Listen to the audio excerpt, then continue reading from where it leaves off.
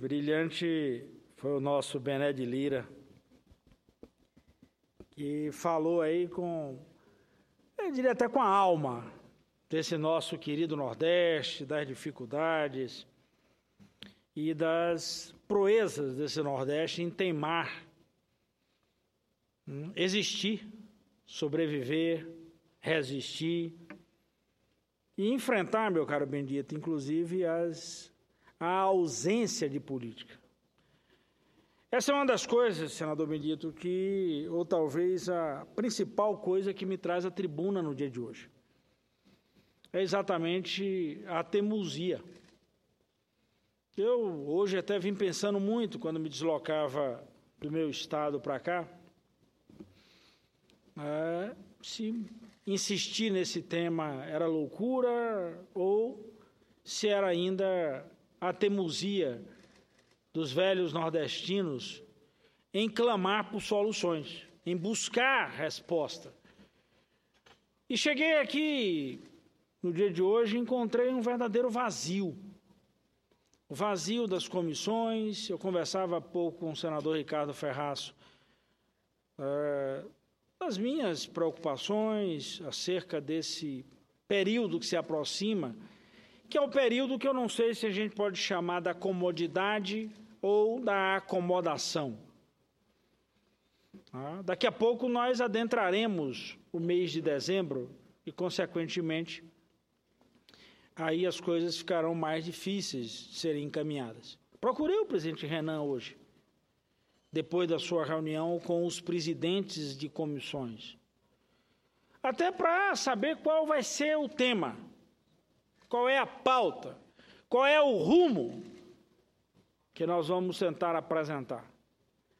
E aí, senador Bendito, escutei ali atentamente as suas ponderações, as comparações. Eu tive a oportunidade, inclusive, de conhecer 2 dos países citados por Vossa Excelência. O Estado de Israel, onde a gente assiste uma presença muito forte de políticas de convivência com a diversidade, até porque a seca não se acaba, como disse muito bem Vossa Excelência, ela é um fenômeno intrínseco, ela é a forma de vida e, portanto, constituída, consagrada para um ambiente como o nosso semiárido. Ali o povo em Israel tomou a decisão de construir políticas para essa convivência, desde o gotejamento, a dessalinização, ao processo, inclusive, de busca de alternativas, mas não desprezou de forma nenhuma, meu caro Bendito de Lira, o desenvolvimento. Israel é uma nação próspera. Não é só a partir da produção no campo. Tecnologia de ponta, na área da aeronáutica, na área principalmente de saúde, em diversos aspectos. Nós poderíamos falar das áreas hoje de conflitos que terminam, de certa maneira, conduzindo a política, chamada indústria bélica, mas Israel aprimorou de forma fantástica na área das fontes alternativas. Portanto, nós estamos discutindo energia fotovoltaica hoje, inclusive eu estou retornando de visita recente à Itália para ver as experiências, os acertos e também as parcerias, principalmente com o meu estado, o estado da Bahia, nessa área de energia solar. E eu estive em Israel há muito tempo atrás, e essa prática é uma prática já usual. O Instituto Weizmann, visitei lá, tive com o ministro da Ciência e Tecnologia. Na época, o ministro da Ciência e Tecnologia do Brasil era o nosso querido amigo Eduardo Campos, que era o ministro da Ciência e Tecnologia no Brasil. Então, portanto, tive a oportunidade de visitar e ver isso. E tive a oportunidade de visitar a Finlândia. Estive em Helsinki num dos períodos mais frios. Peguei 26, 28 graus negativos na cidade de Helsinki. E até desafiei uma coisa que, normal, todos nós, às vezes, costumamos fazer coisas no desafio, não para provar, nem tampouco para questionar um dos trechos da Bíblia que fala sobre Jesus andar sobre as águas. Mas eu, até numa brincadeira com minha mulher, disse assim, eu também vou andar sobre as águas. Aproveitei que o mar estava congelado, e aí andei ali, fui até um dos navios, um navio que faz o trecho de Helsinki a Estocolmo. Mesmo nesse período, com um quebra-gelo na frente, é claro, esse navio continua fazendo esse percurso. Mas a minha ida, inclusive, àquela cidade, àquele país, era exatamente para conhecer também o desenvolvimento científico e tecnológico inerente naquele país, inerente àquele país, mesmo nos períodos de adversidade. Então, portanto, os dois extremos. E aqui eu me deparo, senador Benedito, com um outro extremo. O extremo aqui da paralisia, a crise contamina as esferas políticas e a gente termina convivendo com uma paralisia de governo. A gente termina convivendo com uma paralisia no Senado, meu caro Elmano. Então nós estamos com um problema aí, Vossa Excelência falou aqui, Benedito, do canal do São Francisco, senador Benedito. Agora a água não está chegando nem na ponta, no Velho Chico. A vazão cada dia mais. Aliás, meu companheiro Otto Alencar tem se dedicado exaustivamente a esse tema, na sua cobrança para que o governo possa interagir, para que políticas possam ser adotadas, o reflorestamento das margens. E a gente não consegue aprovar absolutamente nada. Qual é a alternativa? É o quê? É aguardarmos aqui até o período, sei lá, do dia 12, 15, 16, 17 de dezembro, para votarmos o orçamento e aí sairmos para o recesso parlamentar como se função cumprida. Votamos o orçamento. Que orçamento? Quanto esse orçamento terá, por exemplo, para resolver o problema crítico do Nordeste nesse momento? O Lago de Sobradinho chega já quase que no seu volume morto. Então, nós vamos ter problema de abastecimento de água e de geração de energia. Quanto esse orçamento conterá para que a política do carro-pipa não continue e a gente passe a ter política de convivência com a seca?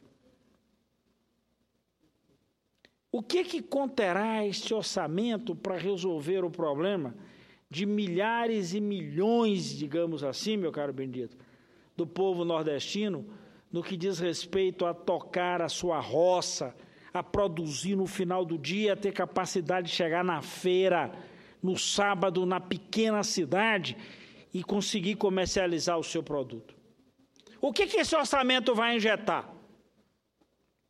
Ou será que esse orçamento conterá os cortes, o contingenciamento, para se ajustar a um processo efetivo de resolver o problema das contas do governo central?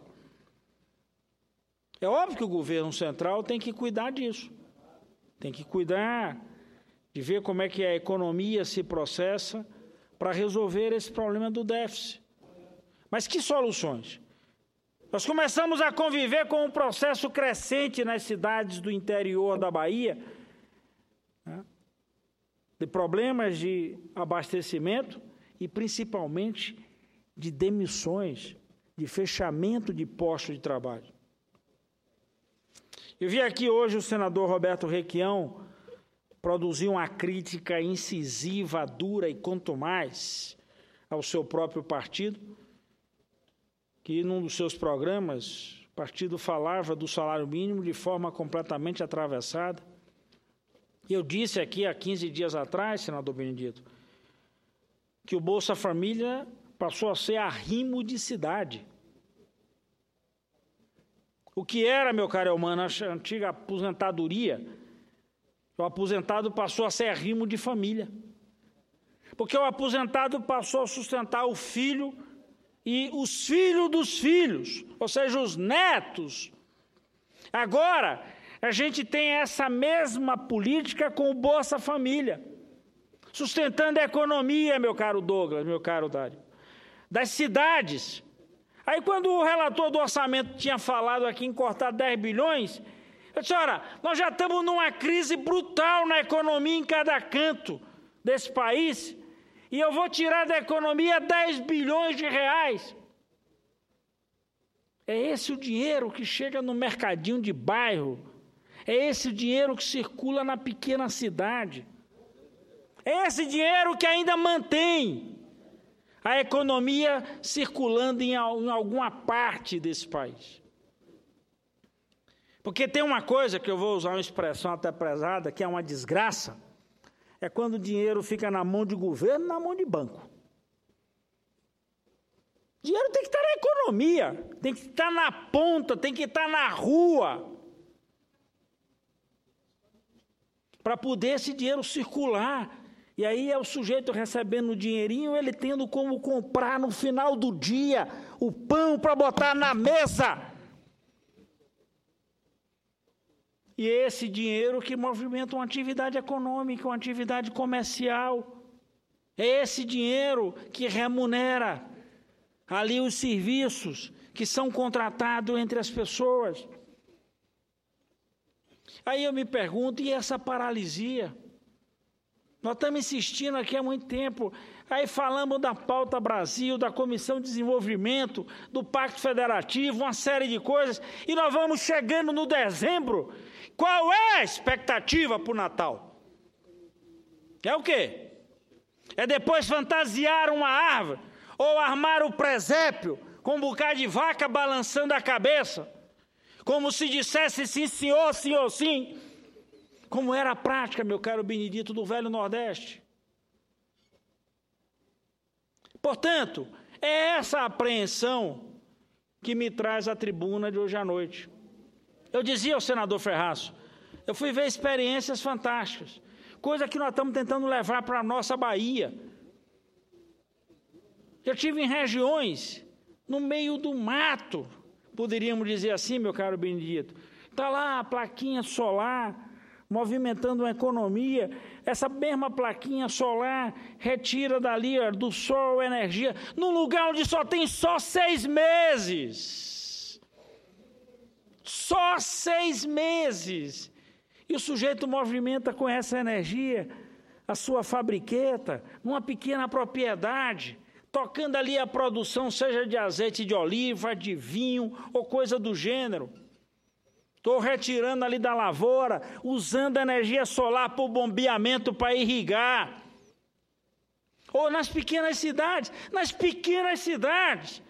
a placa solar, alimentando a sinalização de rua, servindo de orientação e ao mesmo tempo de alimentação. E aí a gente vai vendo aqui, os nossos debates se concentram. E aí como é que nós vamos responder a esse processo aqui, ali e acolá? E eu pergunto, e a execução orçamentária de 2015? Como é que nós vamos responder aos 5.570 prefeitos desse país, que até o dia 31 de dezembro precisam fechar as suas folhas, executar diversas obras nas cidades?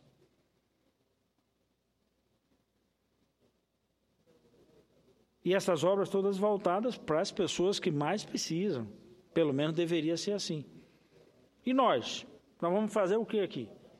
Qual é o funcionamento? É o que aguardarmos. A gente discutir ali de forma muito, eu diria, incipiente, o plano plurianual.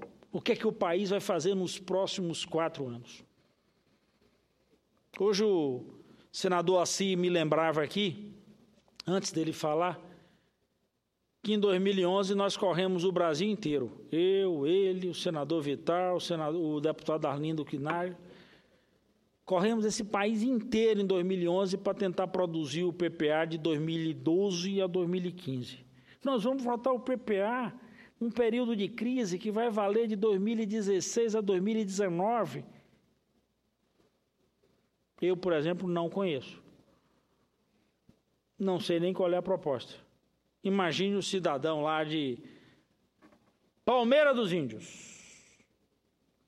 Ou o cidadão lá da minha querida Xorroxó na Bahia. Para esse, pior ainda. Só que para esse, Benedito, chega muito mais rápido a dificuldade, chega muito mais rápido o efeito da longa estiagem, chega muito mais rápido que bate na pele o desemprego, a falta de condições. Esse está sofrendo, esse não pode esperar o dia 18, 17 de dezembro, que é o encerramento dos trabalhos aqui. Esse sujeito tem que comer amanhã de manhã, Benedito. Amanhã de manhã ele tem que, ou melhor, agora de noite, nesse momento, ele tem que resolver o que colocar na mesa para os seus filhos. Então, portanto, mesmo com crise política, isso aqui precisa funcionar. Nós precisamos fazer essa cobrança. O que efetivamente a gente pode dar de contribuição para isso? Porque senão é só uma mera sensação de enxugar gelo. Então, portanto, essa é a preocupação para o Nordeste que enfrenta um dos seus piores momentos de longa estiagem. Tivemos um crescimento, como aqui muito bem relatou o senador Benedito, diferente do país, com toda a diversidade. Só que é difícil, não adianta fazer essas coisas só na teimosia do velho sertanejo, que resiste. Tem hora que as condições lhe faltam. Tem horas que as condições não chegam. Então, portanto, é necessário prover essas condições, é necessário mexer nessas coisas.